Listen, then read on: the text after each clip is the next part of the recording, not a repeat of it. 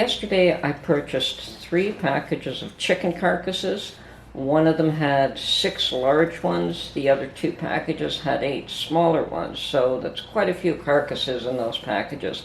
And I came home and I divided them into 2 fairly large pots to make chicken stock. And I added 1 onion, some celery that's been dehydrated, and some carrots from my garden. And I have already removed the stuff from one of them here, and it's simmering. I still have to filter it a little bit more. This did simmer all night long at a very, very gentle simmer, and so that one's got to be filtered. This one has to be strained and filtered as well, and then we will jar them up. Okay, so I managed to get 22 pint jars from the chicken stock that I made, and the first 11 have come out of the canner, and they're just sitting there, cooling their heels while the next batch goes in. I couldn't get 22 in the canner all at once, so I split them half and half. There was a little extra. I had a bit, and Mark had 3/4 of a pint jar for breakfast, or he loves to drink this stuff like instead of coffee. Okay, there's my 10-minute timer for the baking. Okay, so this has to be pressure canned for 20 minutes. And then we allow everything to cool. And don't be in a hurry to take it out of the canner. Take the lid off and just set it on top for a little while when all the pressure's gone down. So chicken stock does have a tendency to siphon. So it's best to leave it in the canner for a little while and let it cool down slowly. As you can see even here that some of this is still bubbling here. And that's okay, well that's that job complete. I have pressure canned 22 pint jars of chicken stock, and I'm thrilled with the quantity and the taste, and yeah, everything's good. So that's another job done for today. Well, today seems to be the day for mass production, as well as 22 jars of chicken stock. I have put together all these meatballs, and yes, yesterday when I shopped for the chicken carcasses, I also picked up 5.5 pounds of beef and pork, minced beef and minced pork, and I mixed those 2 together for the meatballs.